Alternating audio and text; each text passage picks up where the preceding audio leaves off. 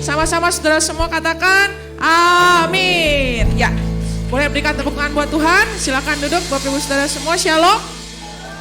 Ya, puji Tuhan saudara.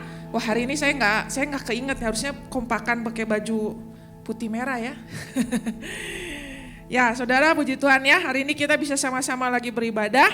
Dan saudara, saat di bulan ini Bapak Ibu saudara semua sedang ada dalam satu tema, yaitu kenapa saya ingatnya firefighter ya. Faith firefighter, pemadam kebakaran. Faith fighter ya, pejuang iman. Wah, ini luar biasa sekali ya. Dan hari ini saya akan membagikan dari tokoh Musa. Ya, kita akan belajar dari tokoh Musa. Dan judul khotbah saya ialah panggilan Tuhan tidak pernah salah. Sama-sama katakan panggilan Tuhan tidak pernah salah. Ya, walaupun kita hari ini enggak terlalu banyak, tapi saudara boleh bilang ke orang di sebelah kanan atau kiri saudara, panggilan Tuhan tidak pernah salah. Ya. Tadi di awal saya lihat kan, sudahkah kamu berbicara dengan orang sebelah kamu hari ini? Nah, ini kesempatan. Ya, ayo sekali lagi bilang panggilan Tuhan tidak pernah salah. Ya, oke saudara, kita akan sama-sama belajar dari Keluaran 3 ayat 10 sampai 11 ya, terlebih dahulu ya. Keluaran 3 ayat 10 sampai 11. Oke, kita baca sama-sama ya dengan suara yang paling dahsyat dan luar biasa menggelegar ya. 1, 2, 3. Jadi sekarang pergilah, aku mengutus engkau kepada Fir'aun untuk membawa umatku orang Israel keluar dari Mesir. Tetapi Musa berkata kepada Allah, siapakah aku ini? Maka aku yang akan menghadap Fir'aun dan membawa orang Israel keluar dari Mesir. Lalu firman-Nya, bukankah aku akan menyertai engkau? Inilah tanda bagimu bahwa aku yang mengutus engkau. Apabila engkau telah membawa bangsa itu keluar dari Mesir, maka kamu akan beribadah kepada Allah di gunung ini. Ya, jadi ini saudara, kita sedang belajar tentang seorang tokoh yang sangat-sangat luar biasa, yaitu Musa. Kita kenal Musa, dia adalah seorang yang dipilih oleh Allah untuk boleh membebaskan bangsa Israel dari perbudakan Mesir. Dan orang yang dibawa oleh Musa itu bukan sedikit, tapi kurang lebih 3 juta orang. Saya nggak tahu ya waktu itu gimana cara ngitungnya ya. Tapi banyak sekali Bapak Ibu Saudara semua, 3 juta orang. Dan waktu Musa mengalami panggilan Tuhan, itu bukan di usia 20 tahun, 30 tahun, 40 tahun. Tapi waktu itu Musa sudah berusia 80 tahun. Ya, kita bisa bayangkan ya, di sini mungkin ada terbayang ya tokoh siapa atau wajah siapa. Pak Prabowo tuh berapa tahunnya? 71 ya? Kayaknya kenal deket ya. Atau pendukung ya 71 ya. Kita lihat Pak Prabowo aja kayak udah agak gimana gitu ya. Ya, saya kemarin lihat dia di TV, wah Pak Prabowo jalannya udah begini-begini ya kata saya ya. Waduh, kalau dia jadi presiden nyampe enggak dia gitu ya. Ada dakdikduk juga gitu ya. Dan saudara, ini Musa ini bukan umur 71 tapi dia umur 80 tahun. Ya, usia yang udah enggak muda lagi, usia yang sudah banyak keterbatasan. Tetapi Bapak Ibu Saudara semua, kita lihat bahwa yang Tuhan pilih adalah Musa. Dan waktu Musa dipilih, ini waktu itu Tuhan lagi bicara sama Musa. Tuhan bilang begini, jadi pergilah, aku mengutus engkau kepada Fir'aun untuk membawa umatku orang Israel keluar dari Mesir. Dan di sini Musa bilang, sama seperti kita, mungkin kita pernah dengar ya, ayo umat Tuhan jadi garam, jadi terang. Ayo umat Tuhan kita jadi saksi Tuhan, ayo kita bersaksi, ayo kita memenangkan jiwa, ayo kita berdampak, ayo kita gak egois, ayo kita jadi berkat buat orang lain. Nah, sama seperti Musa ya. Dan di sini Musa pun sama seperti kita. Kita langsung bilang apa? Siapakah aku ini? Dah aku mah apa tuh gitu kan ya. Dah aku mah apa tuh, aku cuman remahan taro. Nah, saudara tahu remahan taro? Saya tuh paling suka makan taro saudara. Nah taro tuh kalau udah tinggal sisanya tuh kan ada remahannya. Nah itu remahan taro ya. Saudara gak suka tapi saya tetap suka ya. Nah saudara ini Musa bilang, siapakah aku ini? Sehingga aku dipilih oleh engkau ya Tuhan untuk menghadap Fir'aun. Nah sekarang saya mau ajak saudara belajar bahasa Indonesia ya. Kalau ada kalimat tanya, siapakah aku ini? Berarti artinya Musa lagi bertanya kepada Tuhan tentang aku ini siapa? Nangkep ya? Harusnya jawaban Tuhan gimana? Lalu firman-Nya, harusnya apa? Musa, kamu adalah apa? Pria yang kuat. Kamu sudah terdidik di Mesir. Sehingga kamu cocok buat membebaskan orang Israel dari Mesir. Kamu sudah tahu sistem Mesir. Kamu sudah lama menggembalakan domba. Kamu sudah menjadi orang yang bertanggung jawab. Kamu adalah A, B, C, D, E. Betul? Harusnya jawabannya gitu enggak? Tapi di sini jawaban Tuhan, Musa tanya, siapakah aku ini? Jawaban Tuhan, bukankah aku yang menyertai engkau? Berarti jawaban Tuhan, te nyambung. Tuhan tuh lalit. Ya benar enggak? Saudara merhatiin gak sih ayat ini? Saya waktu baca ayat ini ya, ini tuh nyambungnya. Dan saudara, banyak pembicara, banyak pengkhotbah, seringkali mengkhotbahkan seperti itu. Benar enggak? Saudara tahu kenapa Musa dipilih oleh Tuhan? Karena Musa dibesarkan di Mesir, sehingga dia tahu seperti apa itu Mesir. Sehingga dia sangat-sangat cocok untuk dipilih oleh Tuhan. Dia sudah mengenal sistem di Mesir. Oh gitu kan? Ya, dia sudah lama di padang gurun, menggembalakan kambing dan domba. Karena itu dia orang yang bertanggung jawab, orang yang takut akan Tuhan, orang yang A, B, C, D, E. Tapi saudara ternyata itu tidak ada kalau secara ayat firman Tuhannya. Jadi kalau kata saya itu mah jijienan pengkhotbah. Saya nggak nyalain khotbah mereka saudara ya. Tapi based on the Bible, berdasarkan Alkitab, Musa dipilih bukan karena siapa Musa. Amin saudara. Gak ada, di sini Tuhan sama sekali gak sebut itu. Saya udah bolak-balik baca, gak ada Tuhan sebut. Waktu Musa tanya Tuhan aku ini siapa, gak ada Tuhan bilang Musa kamu teh atuh orang yang keren, hebat kamu teh. Masa kamu gak percaya diri, gak ada. Tapi yang Tuhan jawab apa? Bukankah aku akan menyertai engkau. Jadi Bapak Ibu Saudara semua, gak penting. Ya, gak penting. Apa yang terpenting itu bukan siapa saya, tapi siapa yang bareng sama saya. Amin. Jadi kita harus berhenti mencari tahu saya ini siapa. Sedangkan dunia saudara ya, saya gak menyalahkan juga ya. Memang tes-tes psikologi itu baik untuk kita lebih mengenali diri kita. Tetapi di satu sisi, apakah dengan semakin kita mengenali diri kita, kita akan jadi benar-benar semakin percaya diri? Dan enggak juga Bapak Ibu Saudara semua.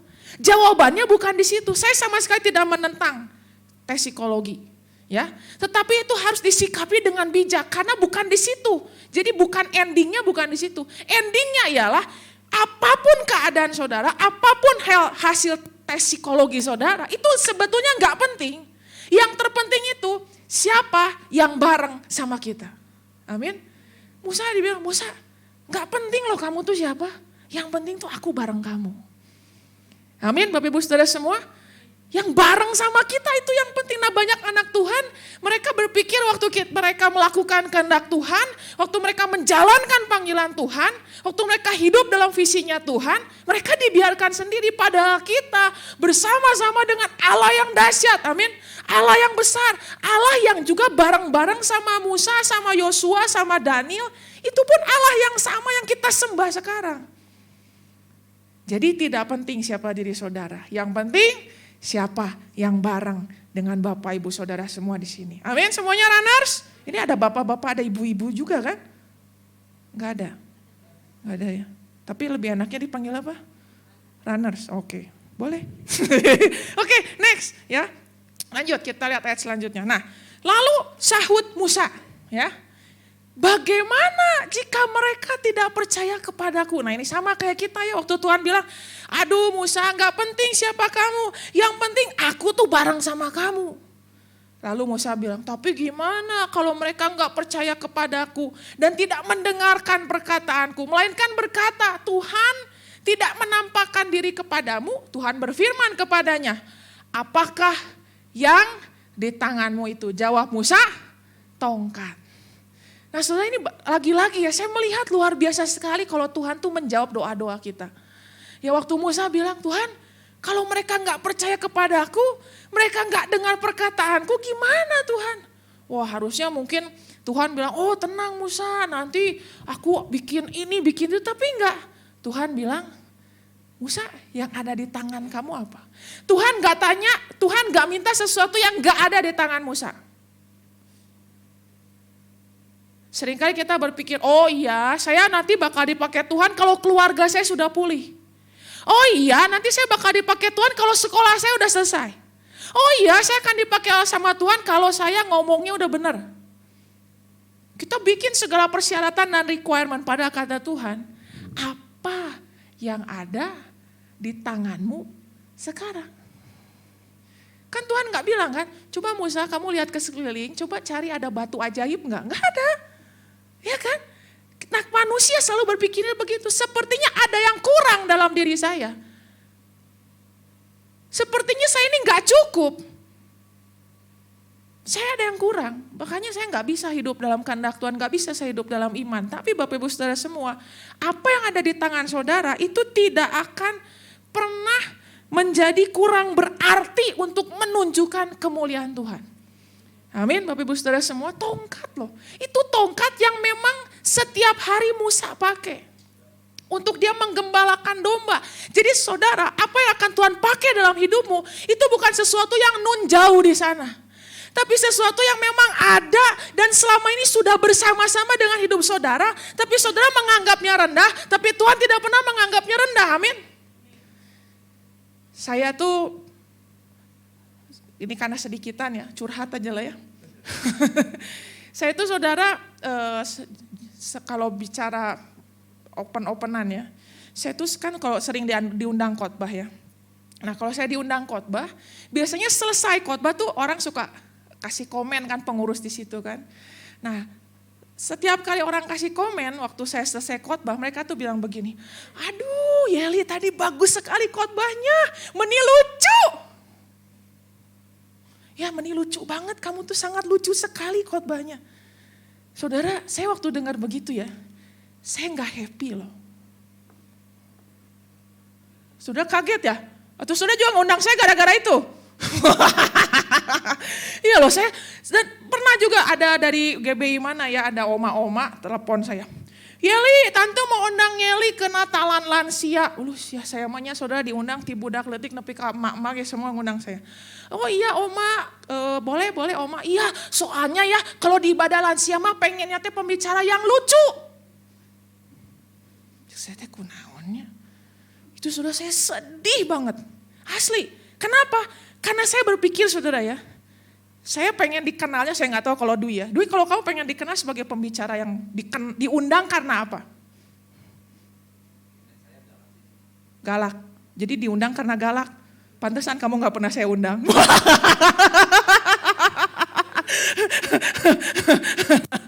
Jadi saya tuh berpikir gini ya, Tuhan saya tuh pengen kalau orang mengenal saya tuh kayak itulah pendeta PM lah. Wah karena hadirat Tuhan nyata waktu dia mengebaskan apa itu jubahnya itu ya orang rebah bak gitu. Kan keren ya. Oh saya tuh senang tadi dengerin kamu khotbah soalnya saya merasakan ada urapan Tuhan yang menyentuh roh saya. Keren kan? Atau enggak, wah tadi saya senang dengar kamu khotbah, kenapa? Karena khotbah kamu itu jelas dan bisa dimengerti oleh saya. Tapi karena saudara saya kalau lagi mempersiapkan khotbah, ini saudara lihat, ini kosong polos loh. Saya nggak ada di sini tulis, ini nanti ngelucu ini. Kayak ngabodor iya ya. Kayak nyarita iya, wah iya teh tuh kosong. Saya justru setiap mempersiapkan khotbah yang saya pikirin apa? Gimana biar jemaat ngerti? Gimana biar jemaat paham? Tapi berulang kali selalu komentar orang setelah saya selesai pelayanan. Ih kamu teh Meni lucu. Dan saya nggak suka saudara dikenal sama orang karena lucunya saya. Akhirnya saudara, saya kan sekarang lagi menjalani konseling saudara ya. Artinya saya di konseling. Saya ngomong sama konselor saya bilang, Bu, saya tuh sedih kalau saya tuh diundang sama orang karena saya lucu. Dan konselor saya bilang begini, kenapa kamu sedih? Ya gimana ya, berarti kamu sudah bikin kasta. Wah itu, maaf ya saya kasih kamu satu pernyataan ini ya, saya nangis loh saudara. Kamu udah bikin kasta, berarti di mata kamu, kalau pembicara yang karena apa tadi? Gitu ya. Wah itu keren, itu level dewa. Gitu ya. Kalau aku mah apa tuh remahan taro. Ya, aku mah cuman diundangnya, aduh kamu ngerasa kamu kayak badut kan? Kayak pelawak kan? Sudah itu saya nangis sudah waktu konseling itu. Tapi di situ saya disadarkan Tuhan. Konselor saya bilang, maaf ya, harusnya kan saya gak boleh kasih nasihat kalau konselor. Tapi saya mau bilang sama kamu, kamu itu tubuh Kristus. Orang lain belum tentu bisa seperti yang kamu punya. Ada orang dipanggil oleh Tuhan karena dia pandai mengajar. Ada orang dipanggil oleh Tuhan mungkin seperti Bapak Pendeta PM. Sudah tahu kan waktu saya ngomong PM siapa ya? Tahu lah ya, siapa yang gak kenal sama beliau ya? Oke, begitu. Tapi kamu dipakai oleh Tuhan karena kamu bisa menghibur jemaat. Mungkin sebetulnya statement jemaat itu gak full ya. Mungkin dia ngomongnya maksudnya begini kan. Aduh tadi kamu lucu sehingga saya jadi bisa lebih mudah mengerti apa yang kamu khotbahkan. Cuman kan orang potong belakangnya ambil depannya. Kata saya ibu sepertinya cuma menghibur saya. Tapi Bapak Ibu Saudara semua kenapa saya cerita ini artinya apa? Saya seringkali berpikir bahwa dalam tanda kutip ya. Tadi aja suami saya udah bilang waktu di mobil, wah saya gak sabar dengerin kamu khotbah. Kenapa? Karena kamu pasti kocok perut. Lu ngomong begitu ya, gue jadi makin berbeban berat tahu gak? Lu udah berekspektasi tinggi banget kata gue. Saya tuh kalau khotbah gak ada sengaja-sengajanya. Kalau bisa aja tiba-tiba jadi lucu pada ketawa, ya itu memang Tuhan pas pakai saya aja. Kalau sekarang saudara tidak merasa saya lucu, ya salah-salahnya Tuhan. Kenapa saya jadi marah-marah? Ya gitu kan Bapak Ibu Saudara semuanya. Jadi saya seringkali merasa apa yang ada di hidup saya itu gak berarti. Tapi justru bagi banyak orang justru ya karena saya bisa menghibur itulah justru yang berarti. Justru itu yang tidak dimiliki oleh orang lain. Bapak Pendeta PM gak akan mungkin bisa khotbah kayak saya kan. Betul gak? Oh gak bisa lah dia kalau khotbah kan jemaat Tuhan. Wah gila kan ya misterius banget kan gitu ya. Begitu tangannya begini aja wah penyakit sembuh. Wah dahsyat banget kan. Tapi ya bukan berarti saya pun kalah tidak berartinya. Sama dengan hidup saudara. Apa yang saat ini ada dalam diri saudara, talenta apa mungkin kita anggap ini gak ada gunanya. Ini gak ada artinya. Saya bisa ini buat apa? Tapi kata Tuhan, apa yang ada dalam dirimu itu tidak pernah kurang berarti untuk menunjukkan kemuliaan Tuhan. Amin. Kasih tepuk tangan buat Tuhan dong. Ya. Ya mungkin lewat kehadiran saya orang jadi tahu bahwa Tuhan itu tidak terlalu serius-serius amat lah ya. Ya, ini lagi menghibur diri sudah enggak. Lanjut ya. Lanjut. Oke, kita lihat lagi sekarang Keluaran 4 ayat 10 dan 12. Lalu kata Musa kepada Tuhan, Tuhan, aku ini tidak pandai bicara, dahulu pun tidak. Dan sejak kau berfirman kepada hambamu pun tidak. Sebab aku berat mulut dan berat lidah. Saudara perhatikan ya, Musa selalu fokusnya ke dirinya. Dia selalu fokus ngelihat kelemahan dirinya. Aku gak pandai bicara. Aku ini berat mulut, aku. Nah ini, kita gak akan pernah bisa maju dalam iman, kita gak akan bisa maju dalam Tuhan. Kalau kita selalu fokusnya ke diri sendiri, kepada kelemahan kita. Tetapi Tuhan berfirman kepadanya, siapa yang buat lidah? Siapa yang buat orang bisu tuli? Siapa yang buat orang melihat? Bukankah aku, yakni Tuhan. Sebab itu pergilah, aku akan menyertai lidahmu dan mengajar engkau apa yang harus kau katakan. Jadi saudara, apa artinya? Kita tuh jadi hebat karena kita ada di tangan siapa. Amin. Jadi di tangan siapa hidup saudara, itulah yang akan membuat saudara tuh mengeluarkan potensi terbaik kehidupan saudara. Amin Bapak Ibu Saudara semua. Saya suka bilang, saya kayaknya kalau nggak dipanggil Tuhan pelayanan, cita-cita saya saudara tahu pengen jadi apa? Saya pengen jadi Fitri Tropika. Saudara tahu Fitri Tropika? Ada kan ya yang pelawak itu ya? Saya sebenarnya pengen jadi Fitri Tropika sih. Atau saya kalau liatin konten-konten TikTok ya, waduh andai gue bukan pengkhotbah, gue udah bikin di konten model begini. Gitu ya. Tapi kan ya itu cuma menghibur begitu aja ya. Tapi saudara kalau kita ada di tangannya Tuhan, itu pasti bisa lebih dahsyat lagi. Amin. Mike ini di gereja saya saudara, kita pernah ngundang Maria Sandi. Saudara tahu Maria Sandi? Tahu ya? Enggak tahu? Tahu kan yang nyanyinya, wah luar biasa sekali suaranya ya. Nah dia waktu itu gak bawa peralatan, padahal biasanya penyanyi suka bawa mic sendiri. Tapi hari itu Maria Sandi gak bawa mic sendiri. Jadi dia pakai mic yang dipakai oleh biasa WL di gereja kita. Dia pakai mic itu, sound systemnya juga sound system yang kita punya. Lalu dia nyanyi, saudara. Buset dah, semua langsung bilang, itu mic yang sama? Iya. kok beda suaranya ya? Nangkep saudara ilustrasi saya ini? Mic-nya mic yang sama, tapi karena ada di tangan Maria Sandi, itu mic jadi beda bunyinya.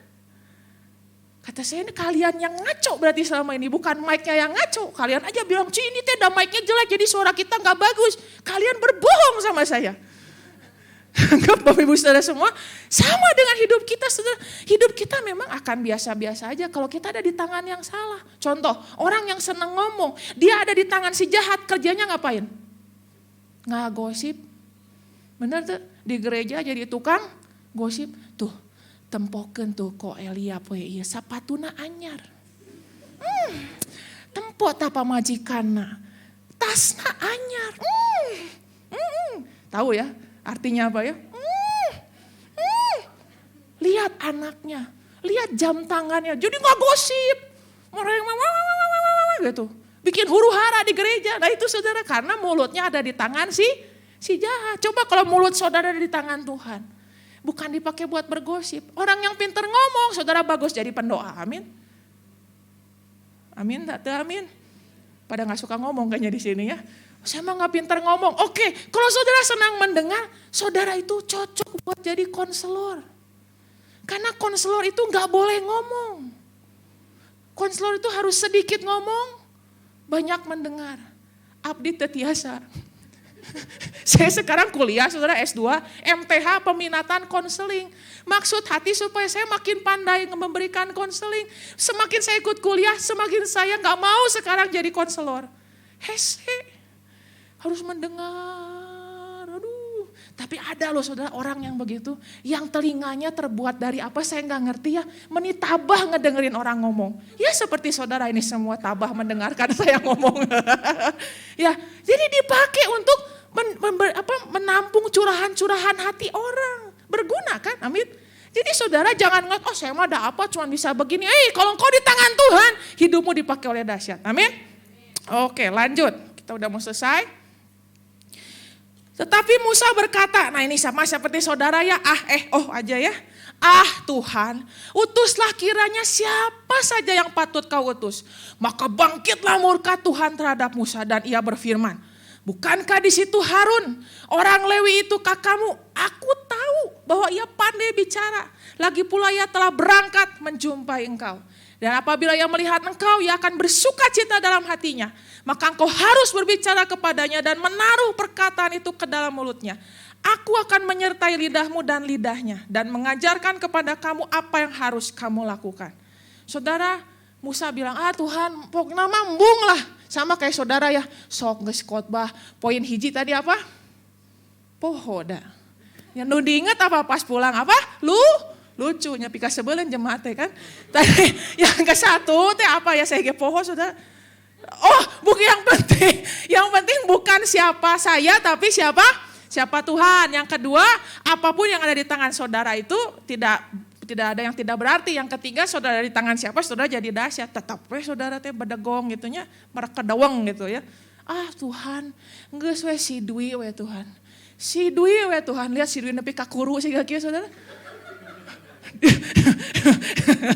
Disiksa sama jemaat.